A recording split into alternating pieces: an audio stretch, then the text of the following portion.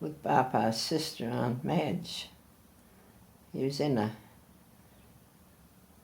hospital over there. Right.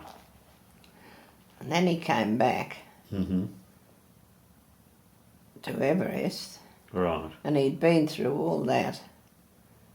And Papa used to have a strict curfew that he had to be home by 10. All right. And Harold resented. He'd lived through. Because he's Bapa is that's Isabel's father. That's his father. Yeah, Harold's father. So if we got out of this, and we'll go back to this one here, then we can see them all. Okay, so you've got Freddie Barnes. There's Frederick and Edith. Frederick and Edith. She actually, you can see, she does look a little bit like Aunt Maud, the second one there, but more attractive, obviously. More then you've got Isabel there. Isabel there. Yep.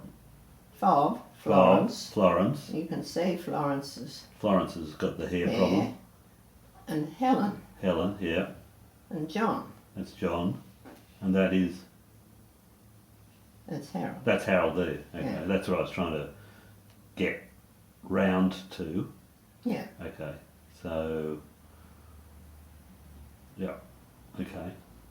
Anyway, he married Ethel. He married Ethel Lind. Right, yeah. And they had the 2 children. Had the children, one of whom was Betty. that lady that we saw before, Betty. And Betty was a bit younger than me. Right. Well, we'll go back to Betty now. Right. Is she alive? No. She married Colin's second. All right, so that's how you get the seconds. He was in the army and got an allotment of a, soldier settlement up out of Aramac. Right, okay. So they went up there and had 3 children. Right. And then she died, some time ago, or? Quite a while ago. And Rodney Seckham is Betty's son. Right, yeah. I've heard of him. She had Susan. Right. Who married a divorcee. Yeah. And her father wouldn't speak to her or receive letters. Right. And he was very dictatorial. He'd never let Betty have contact with Susan. She had to do it in a very, nefarious way. And of course, out in the bush, your letters came. He'd just tear them up. Yeah, not very satisfactory. Not at all satisfactory. And the younger brother, Rodney's younger brother, Roger, he's an estate agent in Toowoomba. Oh, right. Roger Seckham. Yeah, Rodney's younger brother. Right. Doesn't speak to Rodney. Right. Didn't speak to John. Right. Betty's brother. Why is that? They just all... Oh, his wife thinks they're beneath them. She's very snooty. Right. Why can you be snooty if you're a real estate agent? Oh, she thinks she's the creme de creme of Toowoomba society. No, but the reality, of course, is... I think she came to John's funeral. The lowest of the lowest. Much to Elspeth's horror. Who was Elspeth? Elspeth was John's widow. Oh, right. Is that John there? Yeah. That one? Yeah. All right. Betty was about a year younger than me, and John was a year younger than Judy. Okay, right, okay. And Harold really was struggling with jobs. He worked for representative for petrol companies and all sorts of things. And did he continue to live at Everest, or did he move out eventually? Well, he married Ethel and moved out. Moved out then? Yeah. Yeah, okay. And then he came to Sydney And Mum and Dad did a lot for them down here Right. and helped them. They used to live at Harris Park, Right. Okay. out, you know, Parramatta Way. Yeah. Yeah. And That was when he was working as a representative for a Yeah. petrol company or something. and he was always struggling for Right. money. Mhm. And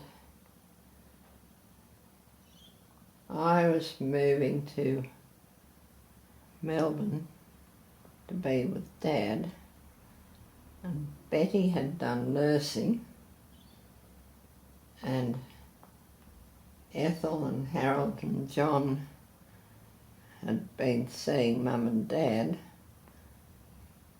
and they got a flat tire just round from Pierce's Corner, and Ethel got out to help Harold, and a car hit them from behind and she was killed. Oh, yeah. It was terrible. I'd gone, and John and Harold were left on their own, and Betty came and helped them. I don't know where she was nursing, one of the hospitals around Sydney. Right. And then she got married the Colin, the soldier, who was probably, she'd been nursing in the hospital, you know, how Right. these things happen. Right. That was in the 40s. Yeah. Right. So- That's sad, isn't it? Oh, it was absolutely terrible. Mm. Because John was only little. Mm. Not John, John Barnes. Yeah. Yeah. So there were problems like that even then. Yeah, they had lots of problems all along. So we're now back to Winton Street, clearly. With the tables, Yeah. Judy.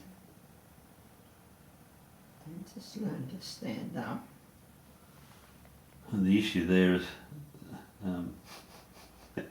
we still have the table, but we don't have no one else wants it.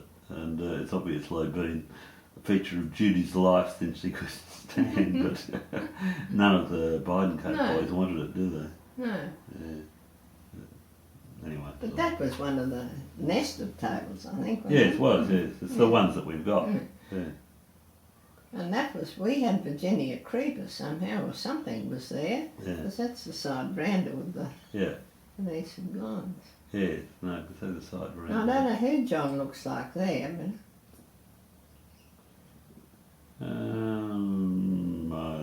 It's a little bit more.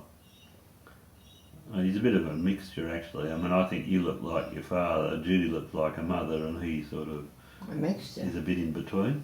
Yeah. That'd be how I characterise it.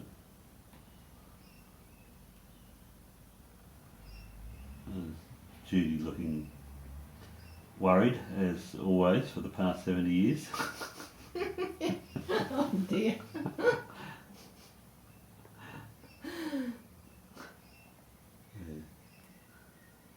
Mother had the most beautiful long hair. Yeah, quite long there. Oh, very long. She used to have it done up and rolled at the back.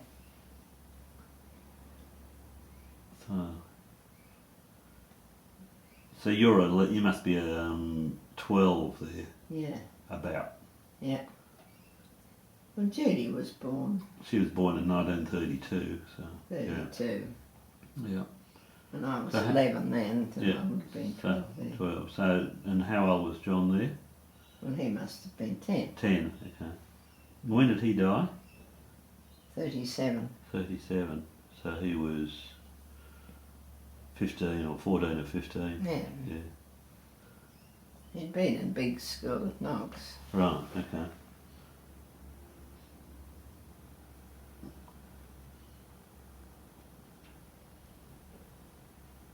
Judy was always blowing bombs. She looks as if she's blowing them there. Yeah.